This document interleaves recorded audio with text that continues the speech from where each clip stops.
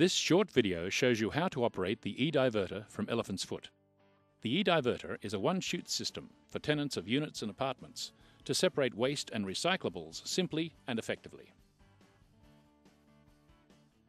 To use the eDiverter, select a recycling or waste option.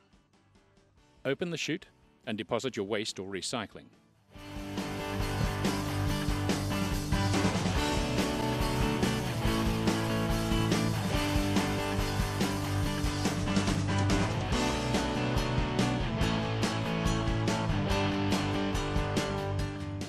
Make sure any load easily fits the chute size so it won't get stuck.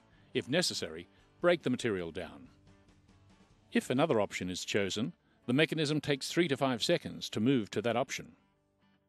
Contact your building manager if the eDiverter isn't working or you experience problems. Using the right options will ensure your waste and recycling goes to the right place.